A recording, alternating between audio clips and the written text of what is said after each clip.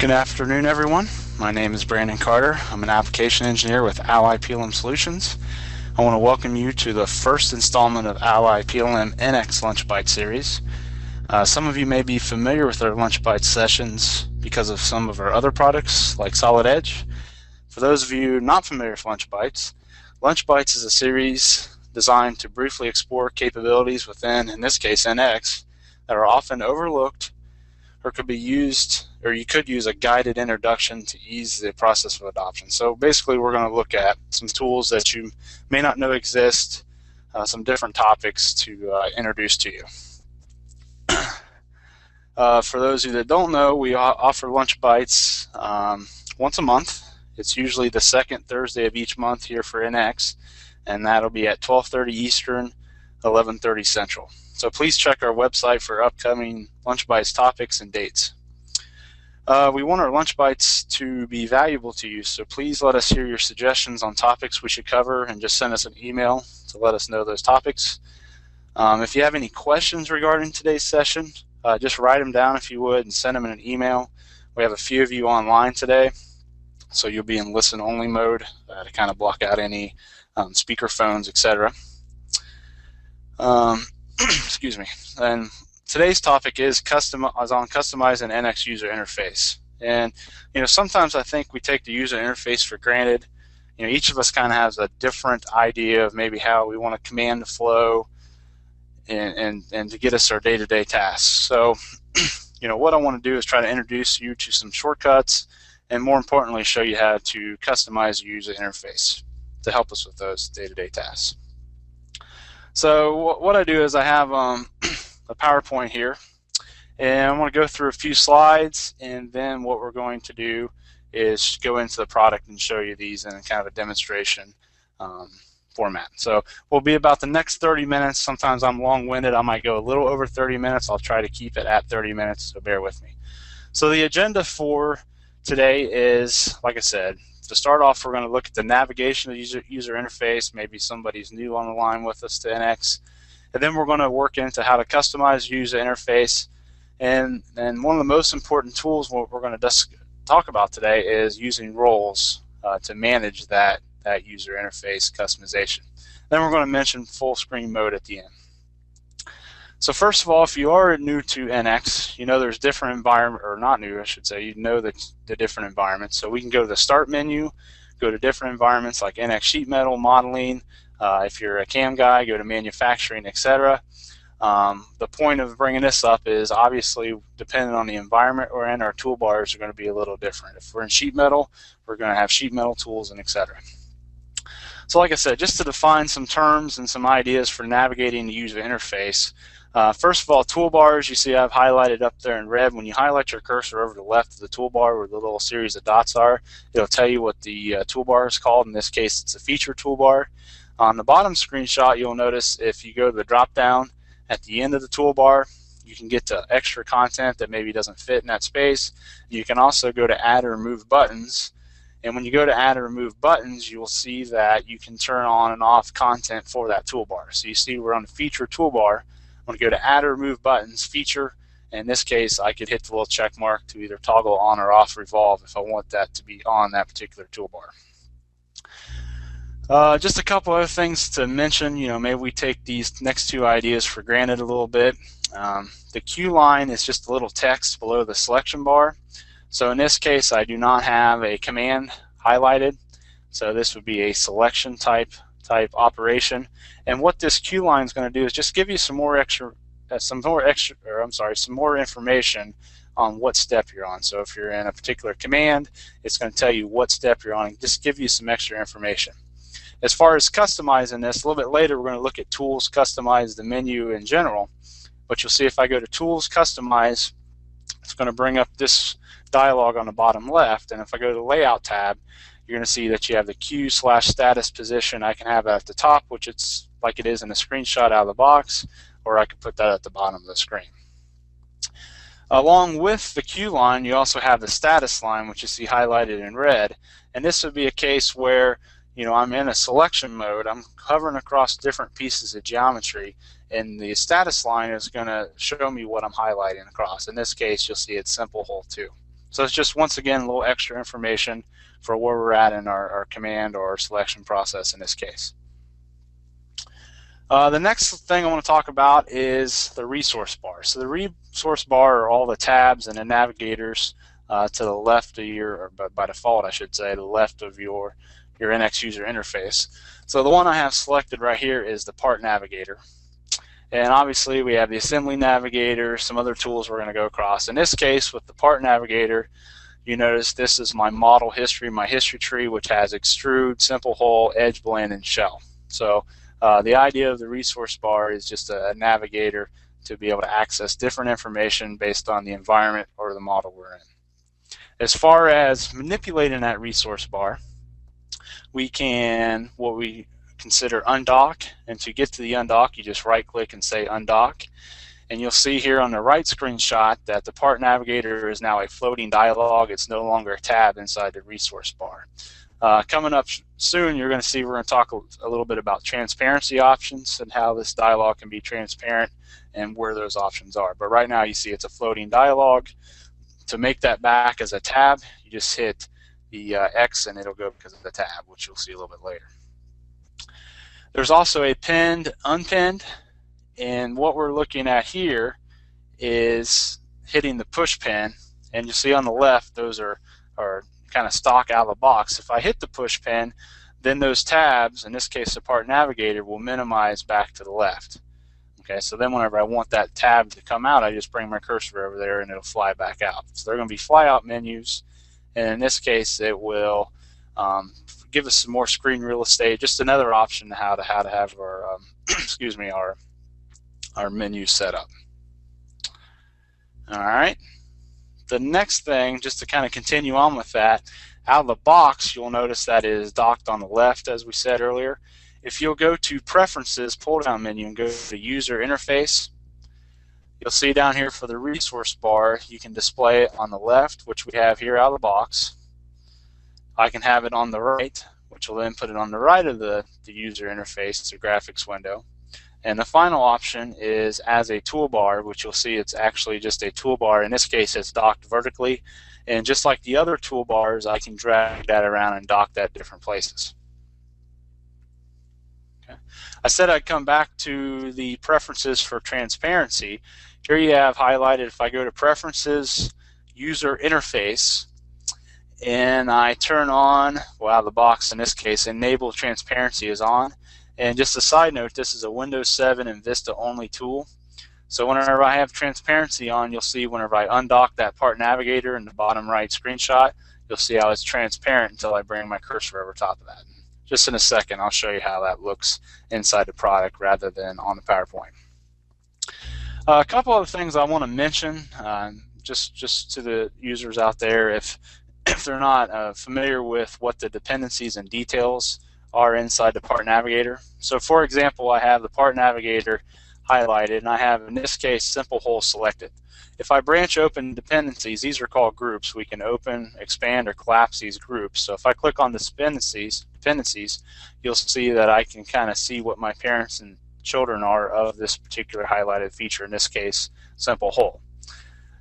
Also, if I go on and branch open the details, you see that all the expressions that belong to the feature highlighted up above will be there in the window, and one, I can see them, but two, I can also edit that. So the point of me illustrating here as far as a user interface perspective is I just want to show you where you can get extra information on the feature by using those two groups, dependencies and details, inside the part navigator.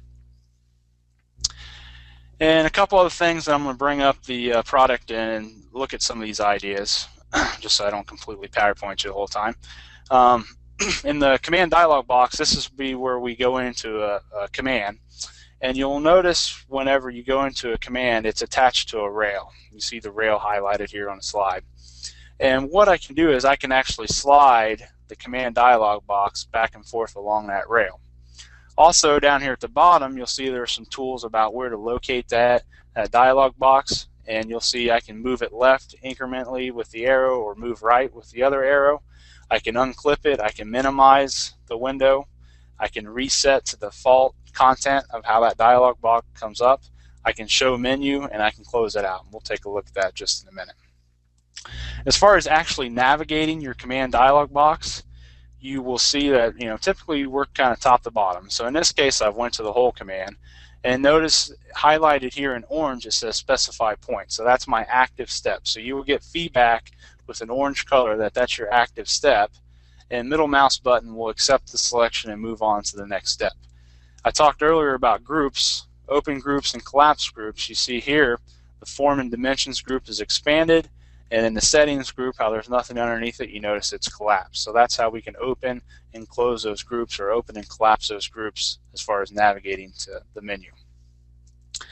One last thing before we go in the product, and this is called the radial menu. The radial menus, I really love the radial menus because it's 8 of my favorite commands right at my cursor location, so I don't have to travel up to the toolbar. And for example, there's actually there's 3 radial menus that you can customize, and then there's one that is kind of hard-coded. If you hold down the right mouse button, you'll see that that one's the one that's hard-coded, has fit in some of your view displays. The next one you can do is hold down Control and Shift and your left mouse button, and that will bring up some modeling tools like extrude, shell, hole, etc. And like I said, you can customize the content of that. We'll show you that a little bit later. There's also a Control, Shift, and middle mouse button. Maybe we have some sketch tools on there. And finally, there's Control, Shift, and right mouse button. So there's just hold down right mouse button, which are the ones that are hard-coded with fit and display properties. Then there's a Control, Shift with the left mouse button, the middle mouse button, and the right mouse button that you can customize any of those tools. And like I said, it's 8 of your favorite tools on each menu. And I'll show you a little bit later how to customize those. Okay, so before we look at customization, let's just bring up the product and just kind of talk about some of the terms we saw on the slide. Here I'm in the resource bar, and maybe I want to open an existing part from my history tab.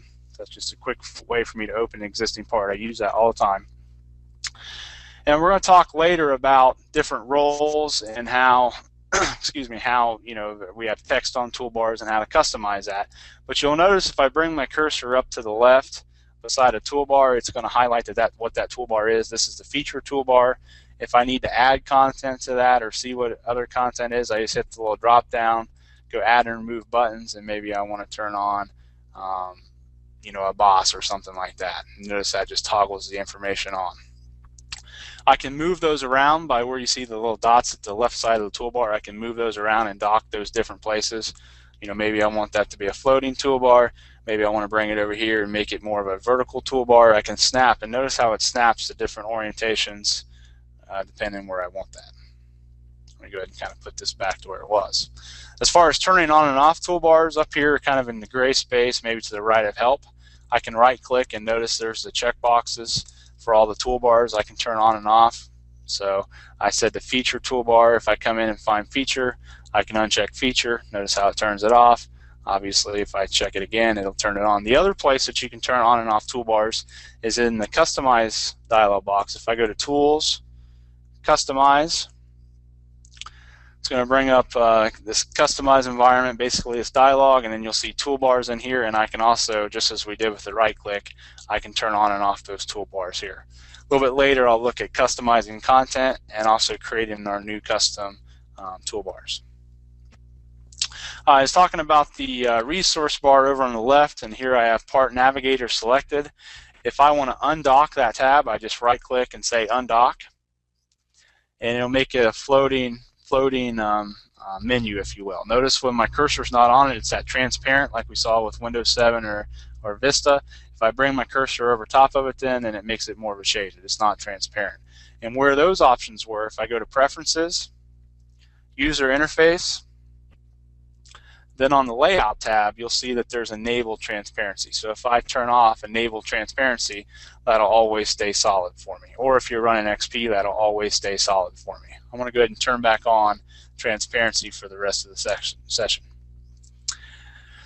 If I want that to become a tab again, all I need to do is close out the Part Navigator, and it'll become a tab again. Okay. The other thing we looked at on the slides was the pin versus unpin, which is this little push pin over here. Right now, those are all staying kind of docked on the left side of my screen. If I hit the push pin and move my cursor away, notice how those will fly out and kind of minimize to the side. It gives me a little more graphics window if I need it. Also, with that being displayed that way, if I need access to that part navigator, I can just come over here and click it or hover over top of it, and it'll come back on the screen. Then whenever I click away, it'll minimize back to the left. Okay. So once again, that's by hitting the little push pin, which is pinned versus unpinned. Right now, out of the box, it's docked to the left. If I go back to Preferences pull-down menu, User Interface, and I go to the Layout tab, right now it's on the left. I can go ahead and say I want that on the right. I'm just going to hit Apply. Notice how it docks it over on the right. I can also put it as a toolbar, so I have As Toolbar, and hit OK, and it'll put it as a toolbar, which I could then drag that around just as like we looked at earlier with the feature toolbar, and drag that down and dock it to different places. Okay. I'm going to go ahead and go back to my user interface and change that back to on left like it is out of the box. Okay. I'm going to talk a little bit about roles later and how to customize roles. Maybe out of the box, I might, in this case, I'm using an essentials recommended, so not a lot of stuff's turned on. Notice I have text on the icons. I'm going to go ahead and go to an advanced role with full menus. Like I said, I'm going to talk about what these default roles and how to create our custom ones here in a minute. So now you'll notice my toolbar is a little smaller. I have a little more content on there. Before we move on to the customization, we talked about the resource, we talked about transparency. Let's talk about the command dialog box just to mention. So if I come in here and I go to extrude, right here was my queue line. So I went to extrude, now I'm on this step. So it's giving me a little extra information. Select planar face to sketch to or something to select. Then over here is my status. So what we're looking at here, my status line, is you're going to see, hey, I'm hovering over top of a face of an existing extrude, or I'm highlighting over an edge. Like I said, it's just giving you extra information.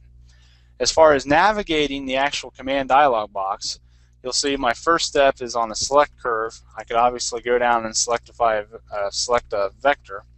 These are groups which could be collapsed.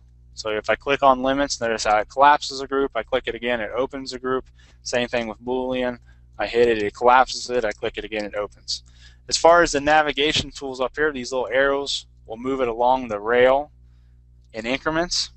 So I'm just moving those left and right.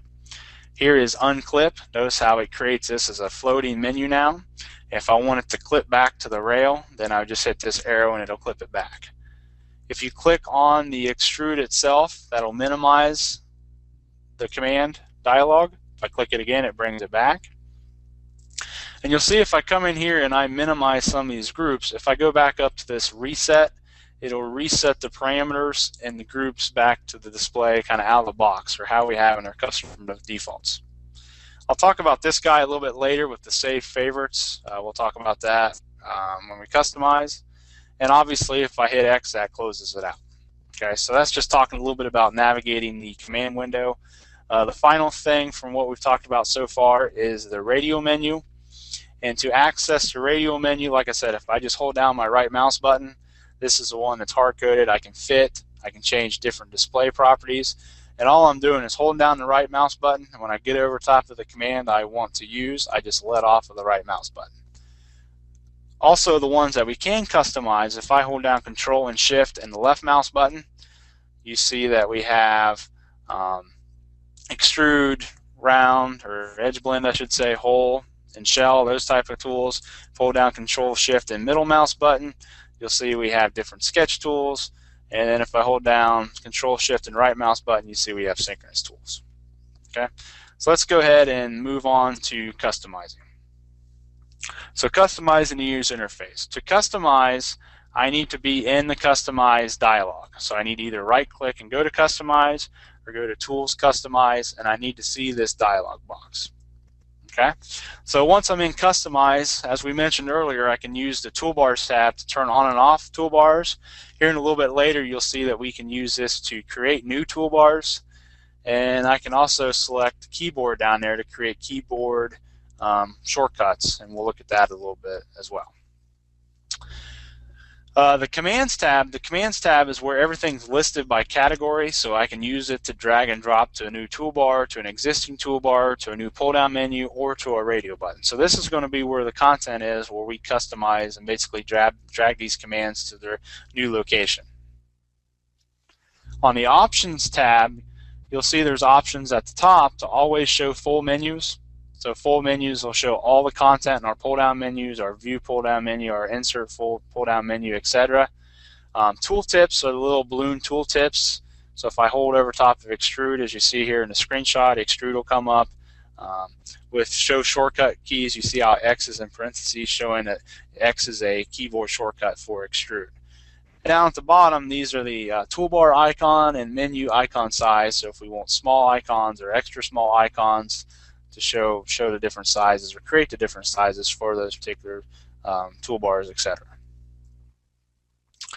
On the layout, we already kind of looked at some of this, but you see the queue status position we talked about earlier. Do we want that at the top or bottom? Do we want the selection bar at the top or bottom? And this is basically, where it's going to list those around the user interface. Okay, as I mentioned earlier, to create a keyboard shortcut, I'm just going to come into Customize, click Keyboard. It's going to bring up a customized keyboard. I'm going to drill down through the categories and then find the command I want to use. You notice how I have Fit highlighted. It shows that Fit, Control F is the keyboard shortcut for Fit. Down at the bottom right, if I want to assign a new keyboard shortcut, I just type it in there. If it's being used, it's going to show you. So it's telling me that it's currently assigned to Fillet. So I probably need to go in there and change how I want those keyboard shortcuts. Maybe change Fillet to not be F so I could use it a little easier here with the Fit command, just for example. As far as creating new toolbars, here once again inside the custom dialog box, I'm going to click on new to create a new toolbar. I'm going to name it then. It's going to bring up this blank toolbar for me. Then I can go to my commands and start dragging and dropping commands to that toolbar. So I can build my custom toolbar. Once I've done that, it's just like any other toolbar. It can be docked up here with the other toolbars just by dragging around the little dotted side on the left side of the toolbar. I can also customize the pull-down menus. I don't know if many people know you can do that, but all these pull-down menus, file, edit, format, all the content in there can be customized. So here you see I've pulled PMI. I've added a PMI pull-down menu here, and then you see the content underneath that PMI pull-down menu. You just drag and drop. Also, you can begin a group, which will put a little divider. You notice to the left of PMI, there's a little divider there. If you right-click on the PMI, in this case, pull-down menu, you can say Begin Group, and then that will put that little divider there. So you can kind of group your pull-down menus and icons together. Take that a step farther, as far as customizing the pull-down menus, I can actually add my own content, so my own custom pull-down menu. So in this case, you'll notice on commands, I can come down to my menus and I can add a menu to the pull-down menu. I can right-click on that menu and name it what I need it to name or want to name it. I'm going to call it My Tools, and then I can add content in there. So a sketch, extrude, revolve. So that's fully customizable. Just drag and drop and rename as you see fit in that case. Also, we can customize those radio menus as I mentioned. The key first to customize the radio menus is to be in the customize the customize dialog, and at the bottom you want to make sure you turn these on. So notice how radio 1, radio 2, and radio 3 are checked. That's going to bring up the 3 radio menus, and then just like everything else, we can just drag and drop commands to the areas of the radio button, and it'll just store them. Okay, so that's how we customize the radio button. It's very, very easy to do. A couple other things here, customizing the command dialog box. This is actually new with NX8. I can come in here and based on how I have these groups collapsed or expanded, maybe some default values, I can come up and hit this little button here, the show menu button, and say I want to save this as a favorite. Once I save it as a favorite, I can open the favorite and it'll have my kind of default customizations for the next time I go into whole command. So notice how I've just labeled it as my whole command, and I can open up that favorite. So that's something new with NX8. Allows you to kind of customize the flow of the command dialog box. Okay, let's talk about some of the customizations. I am going to run a little over. Like I said, I'm a little long-winded. I apologize for that. It's about 5 till 1. But let's go ahead and talk about some of the customizations. So like I said, what I need to do is to be in that customized environment. So I'm going to go to Tools, Customize. That's going to bring up my toolbar. In this case, we looked earlier how to turn those on and off, but I want to create a new toolbar. That's something that has my custom tools. I'm going to go ahead and click New. I can give it a name, maybe My Tools. What environments do I want this toolbar to be able to be in? I just have all the environments selected here. And then, like I said, it's going to pull up kind of this blank toolbar. So then what I do is go to the Commands tab, and I can just search for my commands. So maybe I want to put some sketch tools, some basic tools I use all the time. Maybe I'm going to go to Insert and drag off Sketch and Task. Maybe I'm going to come down to Design Feature and add Extrude. I'm just dragging and dropping, Revolve, and Block. Okay. Then I can drag this out. This could be a floating toolbar, or I can place it up here and dock it, inside the top, or whatever it may be. Okay. While we're in the Customize, I also want to customize a drop-down menu. So to do that, I need to scroll down to the bottom and say I want a new button. And in this case, I want a new menu. Okay, so I'm just going to drag the new menu up here to the right of Help. Once I've dragged that up there, I can just right-click and give it a name. Maybe I want to call this My Tools as well. Keep in mind we could begin group and put a divider up there. So once I have my pull-down menu, I can then go back and find my content just as I did with the toolbar. I can do the same thing with the pull-down menu. So I'm just going to go up and drag Sketch and Task up here, drag and drop that. I'm going to come up here and grab Extrude, drag and drop that, and maybe Block, drag and drop that. If you want to remove a tool, all I do is drag it off, and when you drag it off, it's going to show a little X beside it. I don't know if that's coming across the web or not, but when you drag it off, it'll show the little handle with an X, and when you let go, it's actually going to remove that command.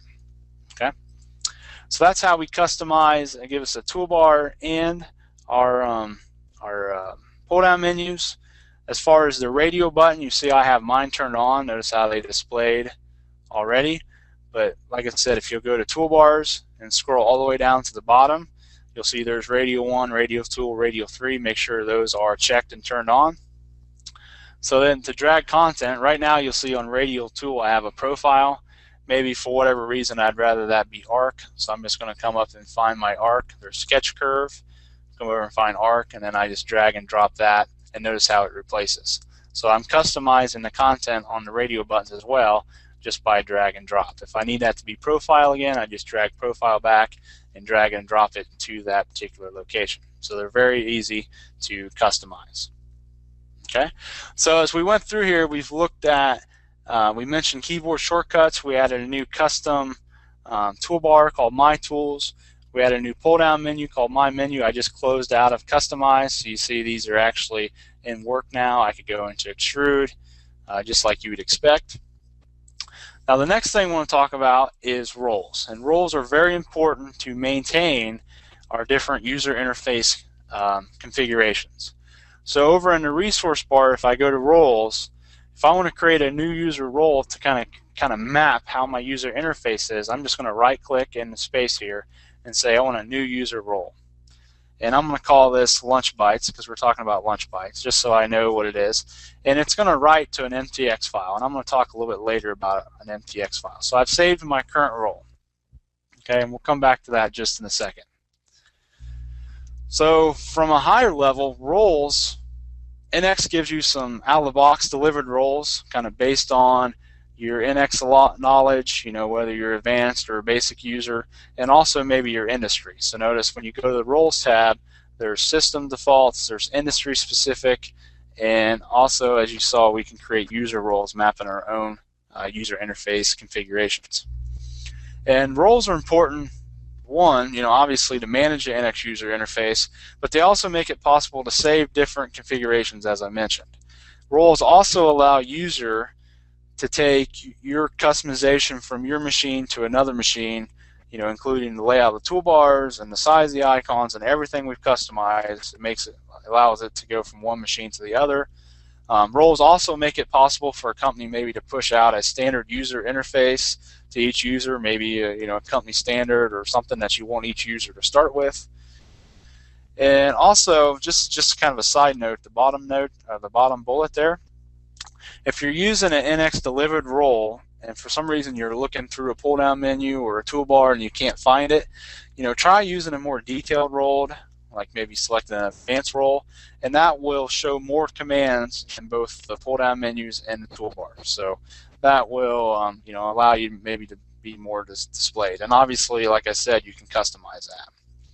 So we looked at this. This is to create a new user role. I just right-click, create a new user role, and give it a name and say what environments is that going to be used in, or applications I should say.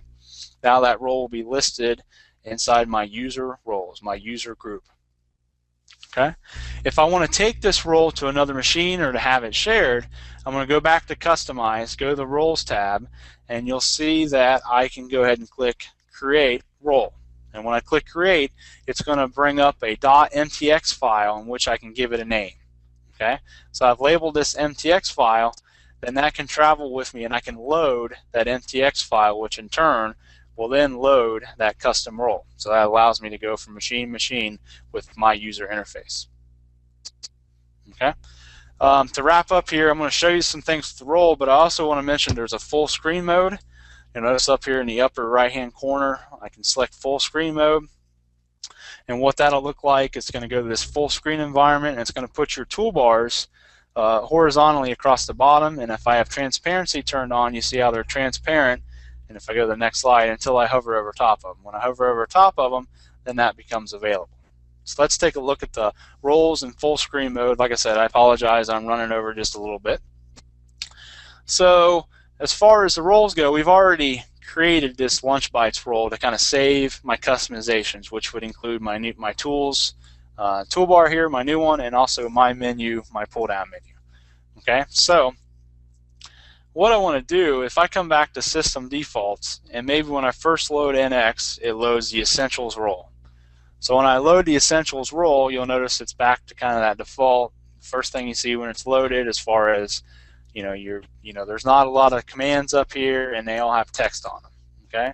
If I come back to roles, and maybe I want to do an advanced with full menus. Advanced with full menus, notice how I have more commands at my leisure, and in my drop-down menus, my pull-down menus, I'm going to have a lot more content than I do with the Essentials. Okay. So those are just some delivered roles. Also with industry specific, they've tried to give you some tool set configurations, based if you're a CAM guy or a CAM Express guy or a mold guy, there's some different roles that kind of turn on and off toolbars to kind of get you started there as well. Okay, so obviously I've changed to an advanced role, and notice how my customization, even if I close this toolbar off here, notice how my pull down menu and my toolbar is gone. But to bring that back, remember I saved the role, I just need to go ahead and click that role, and that'll allow me to go right back to that point, and now you'll notice my customizations are back there. So the big point here, if nothing else with roles, is make sure you save your role so that you can have your customizations stay with you, and also, like I said, you can take that from machine to machine. As far as taking it from machine to machine with the MTX file, what you're going to do is go to Tools, Customize, and go to the Roles tab, and I can just come over here and say I'm going to create a new MTX file with my name, right? So whatever I want to call the role, what environment, then that's going to be saved to the file. So now let's say that I've went into a new machine. Actually, let's do this. I'm going to close out of here and change back to a different role, right? So you see my customizations are gone. And now I want to load that MTX file. So I'm going to come in here and go back to Customize, Tools, Customize, go to the Roles tab, and I'm going to load that existing MTX file. And whenever I do so, it's actually going to apply the role. So notice how my menu customization's back, my tools toolbar is back, etc. So roles are very, very important to use when customizing your user interface and the functionality it gains you. The final thing for today's session I want to mention was the full screen mode. So if I come over here just in the upper right hand corner, I'm going to click this little button for full screen, and full screen is going to, just like it sounds, make it a full screen, and then down at the bottom it's going to build your toolbars and your pull down menus. And notice once again, because I have transparency turned on, notice how it's transparent across the bottom. So when I bring my cursor down across that menu, you'll see that it becomes shaded so I can select it. Even my custom toolbar, My Tools, is available there. So the way, just to kind of, obviously I can grab my tools from here in the little application button where it shows the NX logo. I can go to my start, my file, all my pull down menus are in here as well. It's not that it's pulled anything away, it's just kind of brought them down here more compact so we have more screen real estate. But as far as working with my radio button, just to give you an example, maybe I want to put some kind of little cylinder on top of this part. So I'm just going to hold down Control Shift and left mouse button, middle mouse button to grab my circle. And I'm going to go ahead and grab a circle. Then I'm going to go Control Shift and go over on Extrude and let off of that to access my radio menu and go ahead and extrude that shape. So notice I don't have mouse travel when I'm using my radio buttons, my radio menus. Maybe I want to use some synchronous tools, maybe move that face up. I can hold down Control Shift, come down and grab a move face. Obviously the command's going to open up, and notice how I'm using the radio buttons and I'm using the toolbars down at the bottom. So just to mention to you that we have the full screen mode that you may not be aware of and how the full screen mode looks. Alright, just to wrap up here, like I said, I apologize for going over a little bit. Thanks for your time. Here is my contact information. If you had any questions regarding today's session, please send us an email. Our replays we put up on our website. Our website is www.allyplm.com, which you'll see on the next slide. We also put them up on YouTube, our YouTube channel, which is youtube.com/allyplm. Once again, thanks for your attention this afternoon. I hope you found this session informative, and what we want to do here was just kind of give you some exposure to some of the tools, how to customize. I think there's a lot more there than we realize, especially with the pull-down menus and the radio buttons and the roles to be able to map those that we need to take advantage of. Please email us your suggestions for future Lunch Byte topics. Like I said earlier, also email us any questions you have had during this session. We appreciate your time, and let us know if you have any questions for our technical support team as well. That's our job. We're here to help. Our next Lunch Bytes topic will be on synchronous modeling next month. Thanks, and have a great afternoon.